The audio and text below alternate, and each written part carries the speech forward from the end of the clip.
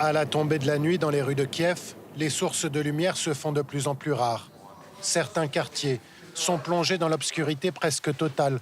Plus d'électricité dans cet immeuble, par exemple. C'est le deuxième jour consécutif que cet habitant subit des coupures. On a éteint le réfrigérateur pour économiser l'électricité.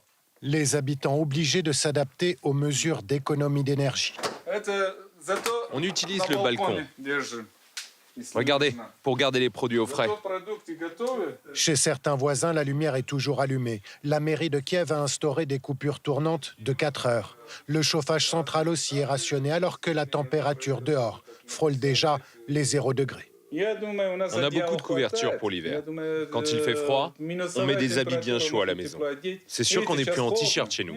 Jusqu'à ce qu'il fasse moins 10 ou moins 15 degrés, il faudra bien qu'on tienne. Pendant l'hiver, le thermomètre peut descendre jusqu'à moins 20 degrés. Ces 2 dernières semaines, 30% des infrastructures énergétiques ont été détruites. L'armée russe concentre ses frappes contre les centrales ukrainiennes. Résultat, le pays manque aujourd'hui d'électricité. Sans parler du réseau de distribution très endommagé dans les zones directement concernées par les combats, comme ici à Irpin. Dans cette ville de la banlieue de Kiev, les affrontements se sont pourtant terminés en avril dernier. Aujourd'hui, on va s'occuper des câbles. On doit réparer 2 lignes électriques. 7 mois plus tard, le réseau n'est pas complètement rétabli. Le rythme des destructions est impossible à suivre.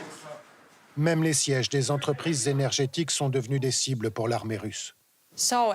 Comme vous le voyez, la majorité des employés préfèrent le télétravail et l'entreprise leur permet de le faire parce qu'on pense que c'est plus sûr qu'ils travaillent chez eux.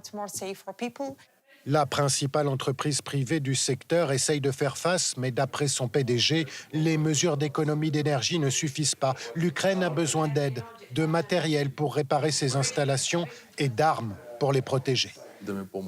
Le problème le plus important, c'est qu'on n'a pas assez de défense antiaérienne. C'est le seul moyen pour nous de stabiliser la situation et de protéger nos infrastructures.